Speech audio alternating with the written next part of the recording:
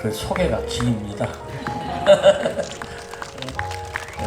가능하면 이제 소개는 짧아야 되는데 하여튼 나가려면 앉으라고 그러고 좀 이따가 나가면 아까 밑에서 사인을 하는데 눈물이 쑥뻑 나더라고요.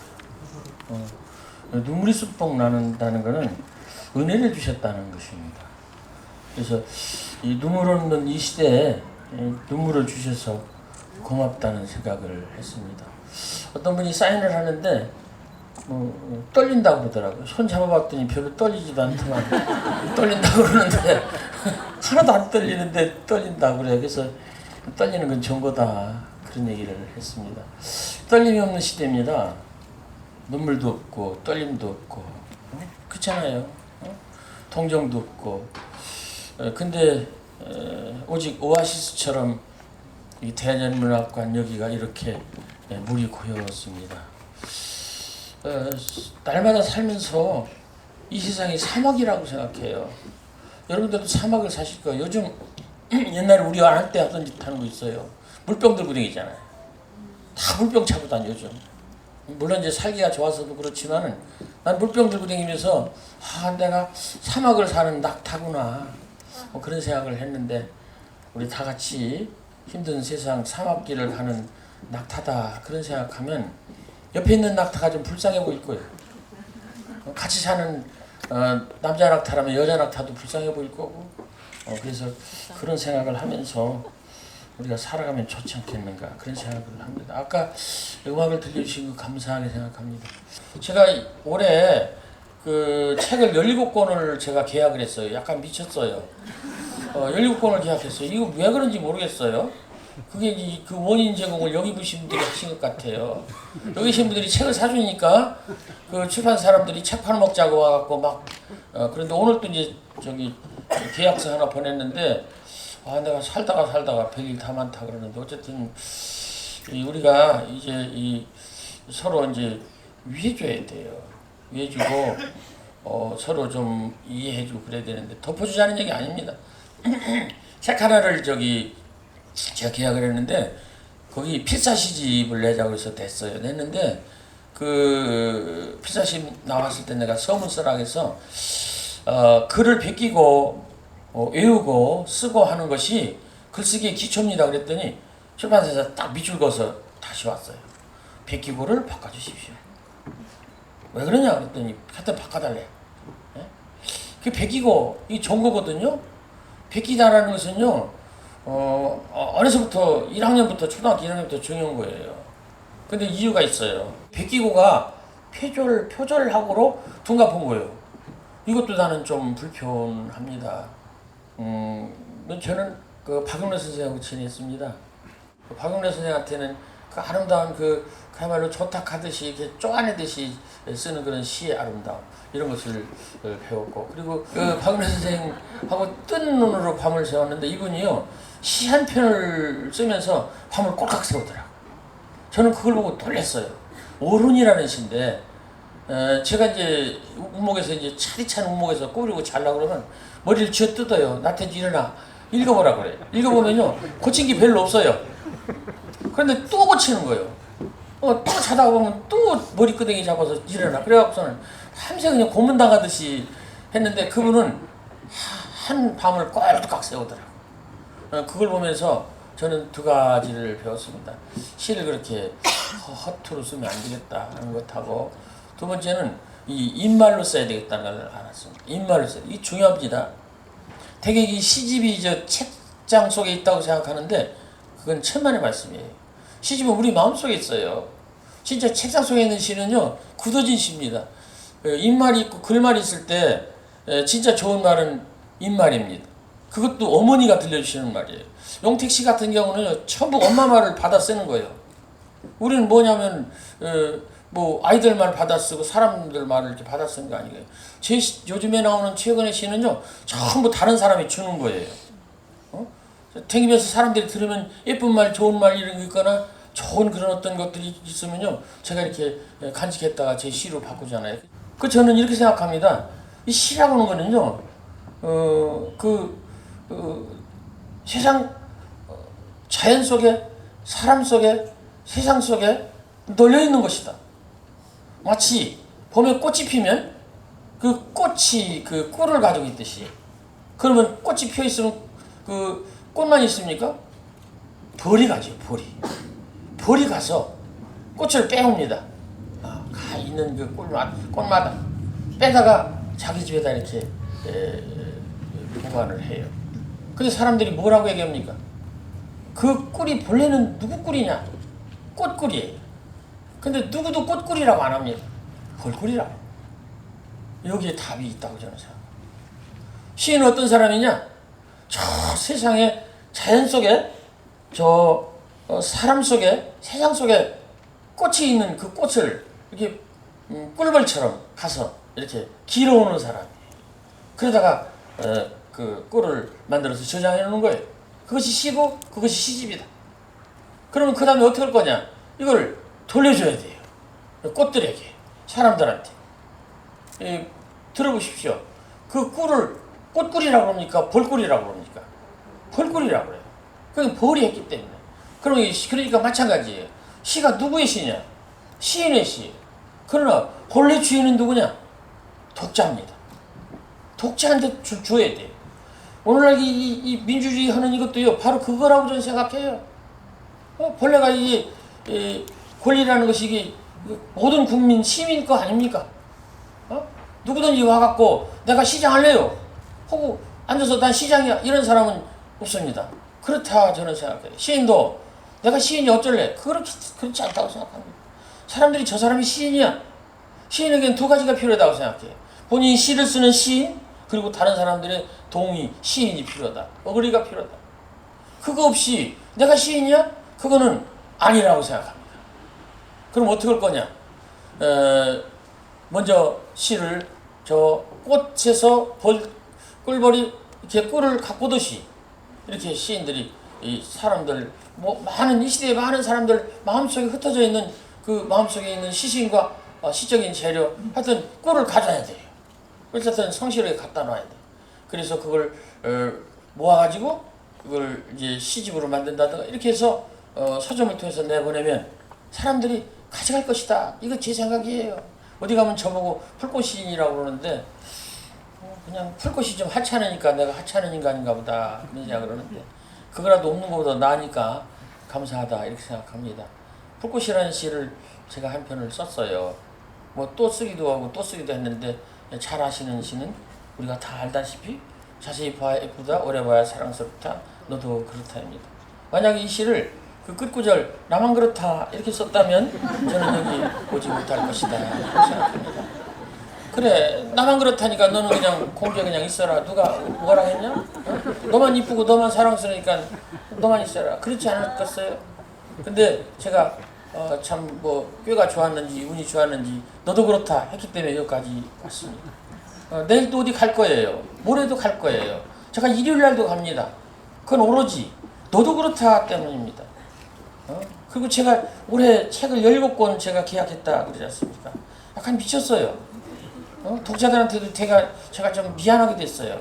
하도 책이 많이 나니까 아마 헷갈릴 것 같아. 근데 하긴 물들 때 배지라고 나도 언제까지라 그런 거 아니니까 그냥 했습니다.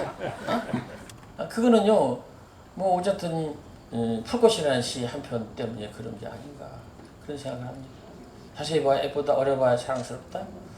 너만 빼놓고 그렇게 또 패러디를 하고 자세히 봐야 예쁘다, 어려봐야 사랑스럽다. 너도 그럴까? 이렇게 자세히 봐야 예쁘다, 어려봐야 사랑스럽다. 너는 아니다. 이렇게 또 패러디를 하고 왜 뒷부분 갖고 자꾸 패러디를 할까요? 그게 중요하다는 얘기입니다. 그게 중요하다는 거예요. 사람들이 알고 있어요. 초등학교 애들도 압니다. 자세히 봐야 예쁘다, 어려봐야 사랑스럽다. 너도 그렇다. 이 세 문장 중에서 어느 문장이 제일 네가 좋으냐? 됐든 말아요. 어른들은 좀 망설이지만 애들은 그냥 바로 얘기합니다. 너도 그렇답니다.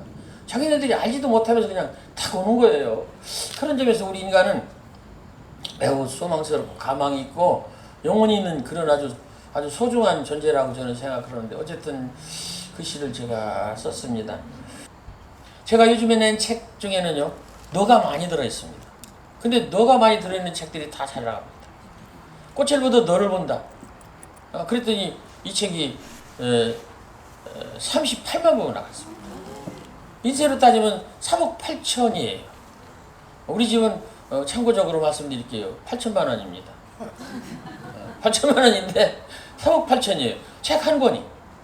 그 책 처음 낼 때 박영환 씨한테 제가 책을 원고를 줬는데 뭐 찌뿌둥하더라고. 저 조건을 내세웠거든요.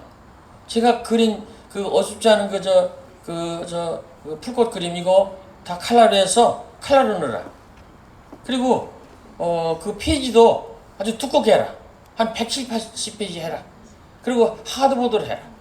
그랬더니 이 사람이 너무 이거 좀 까다롭습니다. 그러더니 내가 그랬어요. 돈 10,000원으로 해라. 그랬더니 이 값이 또 너무 떨어집니다. 그래서 잔소리 말고 해. 내가 팔아줄게. 그래서 제가 한 500권 팔아주고 500권만 네 팔아라 그러고 건든 거예요. 근데 저게 나가기 시작한 거예요. 오로지 제목이 좋아서 나간 겁니다. 여기 계신 분들이 사주셔서 나간 겁니다. 내가 사달라고 안 했어요. 근데 나갔잖아요. 이 중요한 겁니다. 작가들도 책을 사준 독자들한테 아주 열심히 잘하고 최선을 다해야 돼요.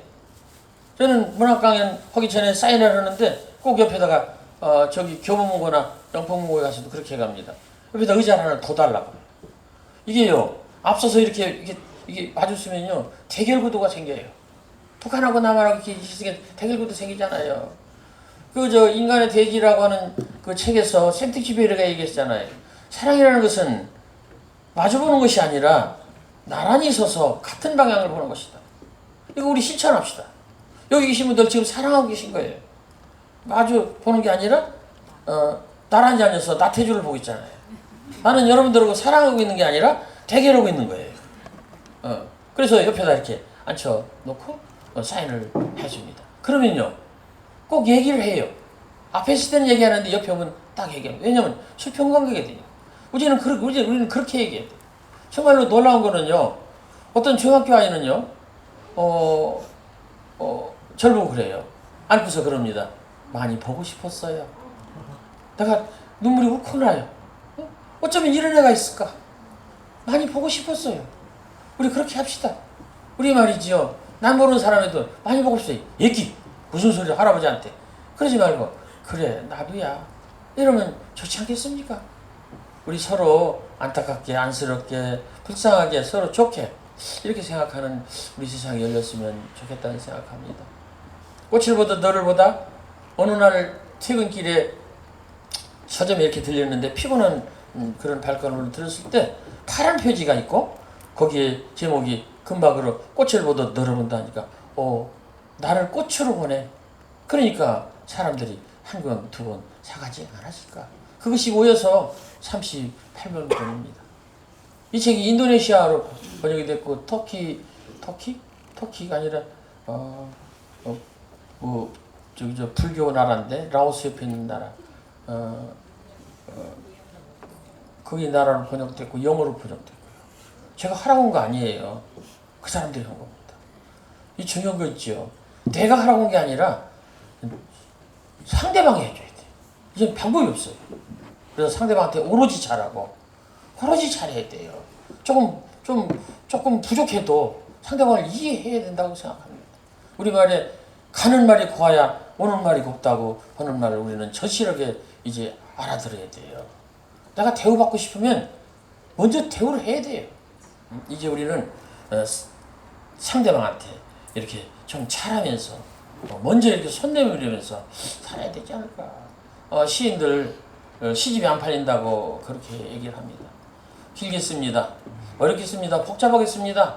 현학이 있습니다. 무슨 일이 일어날까요? 책이 안 팔리는 일밖에는 아무 일도 일어나지 않습니다.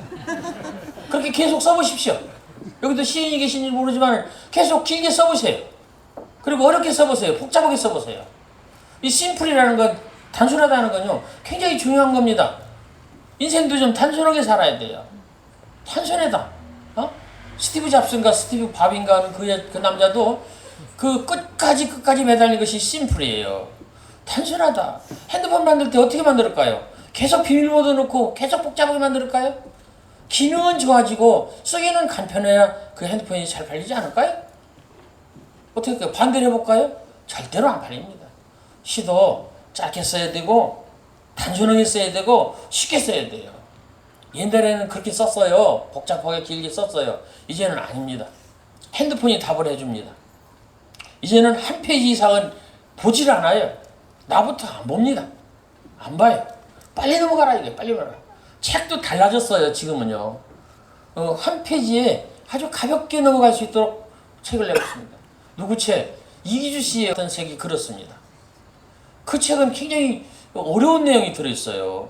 수필로 치면 중수필인데 굉장히 이 책장이 잘 넘어가요. 그러니까 사는 것입니다. 자꾸 안 넘어가고 그러면 안 사는 거예요. 가볍게 어려운 얘기를 가볍게 어떻습니까? 어려운 얘기를 쉽게 하는 것이 좋겠을까요? 쉬운 얘기를 어렵게 하는 게 좋을까요? 이 세상에서 대학교 교수님들 계신지 모르겠습니다만 대학교 교수님들은요 쉬운 얘기를 계속 어렵게 될 수 있으면 어렵게 해. 그래서 못 알아듣게 해. 자기만 알아듣게 해. 그래서 뭐 하겠다는 거예요. 훌륭한 목사님, 훌륭한 스님, 훌륭한 신부님 강론 들어보십시오. 얼마나 쉽게 얘기합니까? 쉽게 얘기해서 모든 사람이 다 알아들어야지. 몇 사람만 알아듣고 뭐 하자는 거예요. 그런 건 나는 옳지 않다고 생각합니다. 그래서 시는 쉽고 짧고 단순하고 그리고 임팩트 있게 쓰는 것이 좋지 않을까. 이게 답입니다. 그리고 상대방한테 너희들이 이걸 알아? 그러면 안 된다고 생각해요. 너희들이 게살 맛을 알아? 이거는 신문하는 거예요. 너희들이 여행의 맛을 알아? 그런 건 그 광고에서는 하는 거예요. 모르시죠? 그러면 이걸 좀 내려가서 얘기해야 돼요. 내려가서. 이제는 아닙니다. 저는 그렇게 생각해요. 사람들이 그래요. 마음을 붙일 곳이 없다고. 마음을 내려놓을 곳이 없다고. 너무 힘들다고. 우리 풀꽃문학관 하면 사람들이 그렇게 얘기해요. 지쳐서 왔다고. 아니 지치면은 토요일날 일요일날 자기 집에서 그냥 발 닦고 쉬지. 옛날에 우리는 그랬어요. 진짜로 그랬다니까요. 토요일날 일요일 발 닦고 쉬면 얼마나 지친 게 회복이 됩니까? 왜 지쳤는데 울산에서 포항에서 왜 옵니까? 왜 와요? 뭐 때문에 와요? 마음이 지쳤다는 것입니다. 목이 마른 게 아니라 내 마음이 마르다 이런 얘기예요. 우리에게는 갈증이 있습니다. 이 정말로 목이 마른 육신의 갈증이 있고 마음의 갈증이 있고 영혼의 갈증이 있고 이거를 우리는 다 갖고 있어요. 어쩔 수가 없습니다. 물 먹어서 풀리는 이런 목마른 이 갈증은 금방 해소가 됩니다. 먹으면 되니까. 그러나 이 문화의 갈증, 마음의 갈증 이것은 잘 해소가 안 됩니다. 그걸 우리가 채우기 위해서 여기 와 계신 거예요. 다른 데도 또 오실 걸 믿는데 지난번엔 도종환 선생이 왔다고 그러는데 이런 게 이제 문화의 갈증, 마음의 갈증, 정서의 갈증 그래서 우리가 오카리나 연주를 듣고 울컥하는 것이 아닌가 싶어요. 어쨌든 마음을 내려놓을 곳이 없고 마음을 맡길 곳이 없다 이런 말을 많이 합니다. 그래서 우리가 어렵지만은 그 문학을 통해서 사람들이 마음을 내려놓을 그런 어떤 바탕을 마련하는 것이 좋지 않을까 그런 생각을 합니다. 그렇게 생각하면서 글을 쓰다 보니까 책이 팔리기는 많이 팔립니다. 이것도 제 일이 아니고 여기 계신 분들이 도와주셔서 한 일입니다. 아까 얘기한 그 꽃을 보듯 너를 본다라는 책, 그 책 그렇게 많이 팔린 이유 중에 하나는 남자친구라고는 그 드라마에 작년 12월에 송혜교하고 박보검이 들고 다녀가지고 드라마 속에 왔다 갔다 해가지고 PPL로 들어가가지고 그래가지고서 1월 달에 신문부가 났습니다. 놀라운 일이죠. 신문에서 그 다음에 그랬어요. 꽃을 보듯 너를 본다가 박보검 시집이라고. 그래서 내가 깜짝 놀랐습니다. 나태주 시집이 왜 박보검 시집이냐고. 맞습니다. 박보검이 팔아준 거예요. 감사하지요. 그 다음에 1월 달에 마음이 살짝 기운다 이 책을 냈는데 이 책이 또 로맨스는 별책 부록에 들어가가지고 이나영하고 또 이종석이 갖고 왔다 갔다 해가지고 이게 많이 팔렸어요. 계속 팔립니다. 그리고 아까 우리 사회자 선생님이 말한 것처럼 이 책을 가지고 제가 서울문학상을 받았습니다. 받을 겁니다. 이것도 그야말로 감사한 일이고 고마운 일이죠. 어쨌든 이제 우리는 남한테 잘하면서 남을 위하면서 이렇게 살아야 할 때라고 생각합니다. 부디 힘들고 어렵고 지치고 그러셔도 가는 데까지 가시고, 그리고 이 세상이 너무너무 좋아요. 너무너무 좋습니다. 눈물 나도록 좋습니다. 우리 젊은 친구들은 그건 잘 모를 거예요. 그리고 저같이 2007년도에 제가 완전히 죽었다 살아나가지고 세계가 터졌지 뭡니까? 그 확률은 10만 분의 1이라고 합니다. 살아난 뒤로 제 시가 달라졌고 저에 대한 세상의 평가와 대우가 달라졌습니다. 왜 그런지 모르겠습니다. 감사한 일이고 놀라운 일입니다. 시가 많이 헐거워졌습니다. 사람들이 그래요. 우리 시인들이 나태주가 쓰는 시는 저건 시도 아니고 나태주 어록이다. 그냥 나태주가 그냥 쭈글쭈글 하는 말이다. 시가 좀 어렵기도 하고 뭐 비밀도 있고 무슨 장치도 있고 뭔가 멋있어야 되는데 뭐 저런 시가 다 있느냐. 그러거나 저러거나 나는 그렇게 씁니다. 누구를 위해 씁니까? 평론가를 위해서 쓰지 않습니다. 대학 교수를 위해서 쓰지 않아요. 기자를 위해 쓰지 않습니다. 독자를 위해 씁니다. 첫째, 우리 집사람을 위해 씁니다. 집사람이 좋다고 그러면 좋다고 생각합니다. 제 쓴 시 중에 좋다는 시도 있어요. 좋다, 좋아요, 좋다고 하니까 나도 좋다. 이게 답니다. 더 기대하지 마십시오. 따라서 한번 하시죠. 좋다, 좋아요, 좋다고 하니까 나도 좋다.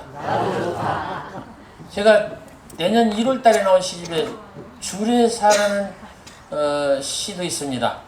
주례사. 결혼은 실수다. 두 번 실수하지 마라. 오해하지 마세요. 결혼 나쁘게 잘못했다는 뜻이 아니에요. 주례사. 결혼은 실수다. 누구나 다 실수해서 결혼한 거예요. 조금 참았으면 더 좋은 여자, 더 좋은 남자가 생길 텐데 그거 못 참아가지고 그냥 실수한 거예요. 그런데 말이지요. 그거 실수했다고 그냥 이혼하면 안 돼요. 그냥 한 번 실수를 그냥 나중에 끝내 이제 한 번은 이혼할 거거든요. 한 사람이 먼저 죽으면 이혼하게 돼 있어요. 누구나 같이는 못 죽으니까 그때까지 그냥 사는 거예요. 그 다음 42번째, 3번째 시집에 들어갈 건데 뭐 저는 그렇게 시를 약간 무뚝하게 씁니다. 눈치 보지 않게 쓰고 그냥 대충 그냥 내 멋대로 쓰고. 근데 이런 것들이요 사람들이 주는 거예요. 저한테 사람들이 줘요. 그래서 제가 쓰는 것입니다. 어느 날 제가 우리 문화원에 있을 때 젊은 우리 저 직원한테 그랬어요. 야, 너 나 죽은 다음에 찾아와 울어줄 거야? 그랬더니 얘가 생동하더라고요. 아니 25살 6살 먹은 애가 너 나 죽었을 때 찾아와 울어줄 거야? 내 가서 울을게요. 이런 애가 어딨어요. 그래 너랑 뭐 그렇게 해라. 근데 나는 뭐 이 시에다 이렇게 쓰겠다. 그래서 내가 밑에는 꾸며서 썼어요. 꽃끈을 아이에게 물었다. 이 다음에 나 죽었을 때 찾아와 울어줄 거지? 대답 대신 아이는 눈물 보인 눈을 보여줬다. 앞에는 사실입니다. 실제로 그런 일이 있었어요. 근데 뒤는 내 멋대로 써는 거예요. 학교 가서 얘기를 하면은 고등학교 학생들이 그래요. 이거 사실이에요. 이런 애가 있었어요. 그러면서 이 시를 들려주면 아이들이 눈물이 글썽글썽해집니다. 그것입니다. 이게 저는 시적 진실이라고 생각해요. 현실적 사실적 진실이 아니라 시적 진실이다. 그래서 진짜 사실은 아닌데 이렇게 씀으로써 그 아이들이 이걸 보면서 그렇게도 하구나. 자기 할아버지도 생각하고 자기 아버지도 생각하고 이렇게 생각하면서 아까 울컥한다고 하는데 그런 느낌을 갖는다면 좋지 않을까 그런 생각을 해봤습니다. 저 북한에 있는 김정은이라는 사람이 남한을 쳐들고 싶어도 중학교 2학년 무서워서 못 쳐들어온다 그런 말이 있습니다. 그만큼 중학교 2학년들이 무섭다는 거예요. 가보면 압니다. 전교생을 놓고 보면 중학교 2학년 딱 편해요. 그런데 그 중학교 2학년 아이들도 시를 읽으면요 애들이 달라집니다. 제가 제주도 귀일중학교 해오름 옆에 있는 학교인데 찾아가서 강연을 한 적이 있었습니다. 근데 중학교 2학년 아이가 와서 저한테 그래요. 한 100명 정도 서서 사인을 받는데 사인을 한 100명 정도 받습니다. 제가 사인할 때요, 2시간도 합니다. 강연 1시간에다 사인을 제가 2시간을 해요. 왜 그러냐면, 옆에 와서 앉을 때, 이 아이를 내가 언제 만났을까? 내가 언제 또 만날까? 그래서 제가 끝까지 앉혀놓고 얘기를 하는 것입니다. 너를 내가 만나기 위해서 내가 75살이나 먹었단다. 그렇잖아요. 그 아이를 만나기 위해서 제가 75살이나 먹었어요. 제가 오늘 이 자리에 오기 위해서 이렇게 나이가 많이 들었습니다. 이런 생각을 한다면요, 눈물겨운 일이에요. 감사로운 일이에요. 함부로 할 일이 아닙니다. 그래서 걔한테 내가 사인해주면서 뭐 이렇게 했더니 걔가 그래요. 선생님, 내가 선생님 시를 하나 합니다. 그래? 외우기도 합니다. 외워봐. 그랬더니 애가 시를 외우더라고요. 혼자서 여럿이서 무리지어 펴있는 꽃보다도 혼자서 두셋이서 펴있는 꽃이 더 의처로울 때 있다. 두셋이서 펴있는 꽃보다도 혼자서 펴있는 꽃이 더 당당할 때 있다. 너 비록 오늘 혼자서 꽃으로 피었을지라도 너무 힘들어하지 말아라. 이걸 하면서 자기가 왈칵 울어요. 어느 대목이 좋냐? 그랬더니 끝 대목이 좋대. 너 비록 오늘 혼자서 꽃으로 피었을지라도 너무 힘들어하지 마라. 힘드냐? 그랬더니 예, 그래요. 혼자 있을 때도 있냐? 네, 맨날 혼자 있어요. 친구들하고 같이 있어도 혼자 있어요. 이게 누가 쓴 시냐? 선생님이 쓴 거예요. 나 잘 모르겠는데. 맞아요. 집에 와서 찾아보니까 내 거 맞더라고요. 내가 시를 하도 많이 써가지고 내 건지 아는지 잘 몰라요. 어떤 때는 인터넷에 나온 거 보고서 이거 누구 거지 하고서 찾아보면 내 거더라고요. 어쨌든 그 아이가 나한테 큰 깨달음을 준 것입니다. 너 비록 오늘 혼자서 꽃으로 피었을지라도 너무 힘들어하지 말아라. 그렇게 대술롭고 요란스러운 그 2학년 아이들도 힘들고 외롭고 지쳤다고 하지 않습니까? 그러면 그 아이들을 신인류라고 내박칠 일이 아니라고 저는 생각합니다. 지금 선생님들이 애들 보고 신인류라고 그래요. 석기시대부터 구석기시대부터 요즘 젊은 애들은 건방지다 이런 말이 벽화에 쓰여있다지 않습니까? 우리요 이제 애들도 좀 이해하면서 살아야 된다고 생각합니다. 담론이 바뀌었어요. 옛날에는 담론이 거대 담론, 상층 담론이었습니다. 화두가요. 근데 이제는 가까운 담론, 생활 담론, 작은 담론입니다. 주변에 있는 것을 소중히 여기고 나에 대해서 소중히 여기는 그런 시대가 됐다 이런 얘기지요. 큰 거 애들 원하지 않는다고 그럽니다. 대기업도 원하지 않는다 그래요. 90년생이 온다는 책을 보면은 대기업에 들어갔다가 상사나 옆에 있는 사람들이 자꾸 갑질을 하니까 그만두고 때려치고 내려와가지고 영등포에 있는 공무원 시험 보는 거기 가갖고 구급공무원 시험 준비를 한다는 거예요. 가보면 두 줄이 서 있는데 하나는 새로 등록하는 사람들이고 하나는 좋은 자리를 맡으려고 일찍 와서 서는 사람들이라는 거예요. 90년생의 소원은 구급공무원이라고 합니다. 우리 어렸을 때는 흔히 말했잖아요. 굵고 짧게 사내가 뭐. 근데 요즘 아이들은 아닙니다. 그쵸? 젊은 사람들이 있는가 모르겠는데 가늘고 길게 달라졌습니다. 요즘 20대 젊은 애들이요 제일 싫어하는 거 거짓말하는 거. 정말로 쓰레기통에서 장미꽃이 피었습니다. 그렇기 때문에 우리는요 소망을 가져야 돼요. 우리들은요 구라 공갈 이런 걸 얼마나 많이 얘기를 하면서 살았습니다. 구라치지마 공갈치지마. 근데 그 기구라 이름으로 하나 남았잖아요. 누구도 구라라는 말을 안 해요. 기구라만 구라지. 너 구라치지마 공갈치지마 이거 수없이 썼잖아요. 그러면요 옛날에 거짓말하는 게 살아남는 방법이었어요. 근데 우리 젊은 애들은요 약간 문제는 있지만은 거짓말하지 않잖아요. 솔직하잖아요. 우리 어른들이 그래도 잘 키운 것입니다. 이런 소망을 가지고 앞으로 걔들하고 잘 살아야 되지 않을까. 너무 걱정하지 마시고 우리가 우리 인생을 잘 즐기면서 사는 것이 좋지 않을까 그런 생각합니다. 끝없이 소망을 가지고 잘 사는 우리 세상이 되었으면 좋겠다고 생각합니다. 끝내야 될 때가 됐죠? 저기 왔다 갔다 하는 거 보니까 끝나는 것 같아. 예. 말씀을 끝내는데요. 제가 시 몇 개를 읽어드리고 말씀을 마치도록 하겠습니다. 우리의 하루하루는 우리가 살아야 할 하루하루. 오늘은 내가 살아야 할 총량 중에 첫날이고 새날이다. 신만이 아는 그 총량이 있을 거예요. 언젠가는 우리 죽습니다. 안 죽을 사람 아무도 없어요. 그러면 나는 누구냐? 그 첫날 중에 첫사람입니다. 그러면 내일은 어떤 날이냐? 하루 줄었지요. 내가 살아야 할 총량 중에 첫날이고 새날입니다. 그러면 내일은 누구냐? 내일 또 나는 여전히 새 사람이고 첫 사람입니다. 부디 본인이 낡았다고 생각하시지 말고 본인이 두 번째 사람이라고 생각하시지 말고 새 사람이라고 첫 사람이라고 생각하시면서 날마다 첫날과 새날을 사시기 바랍니다. 안 살면 누구만 손해? 본인만 손해. 알아서 오십시오. 행복한 삶, 아름다운 삶, 잘 사는 삶. 제일 쉬운 거 아름다운 삶이 아니고 잘 사는 삶이에요. 숫자로 다 끝내면 되니까. 숫자로. 아름다운 삶 아니고 잘 사는 삶. 자동차 몇 대, 뭐 집안 몇억 대 이렇게 살면 잘 사는 사람이에요. 근데 진짜 그 다음에 중요한 것은 아름다운 삶이에요. 남이 봐줘야 됩니다. 아름답게. 그 다음에 진짜 어려운 것은 행복한 삶이에요. 그거는 본인이 그렇다고 인정을 해야 돼요. 나는 행복한 사람이야. 부디 행복한 사람이라고 생각하시기 바랍니다. 행복, 저녁 때 돌아갈 집이 있다는 것, 힘들 때 마음속으로 생각할 사람이 있다는 것, 외로울 때 혼자서 부를 노래 있다는 것. 여러분 다 있잖아요. 이거 끝나면 안 가지고 이게 계실 거예요? 집으로 가세요. 그러면 행복한 거예요. 나도 그냥 갈 거예요. 우리 집으로. 얼마짜리 집이라고 했죠? 8천만 원 집으로 갈 거예요. 거기 가면 이쁘고 아주 새롭고 아주 싱싱한 여자가 기다릴까요? 늙은 여자가 기다립니다. 6번 깨진 항아리가 기다려요. 4번 깨진 항아리가 찾아갑니다. 그게 행복입니다. 우리의 하루하루는 선물입니다.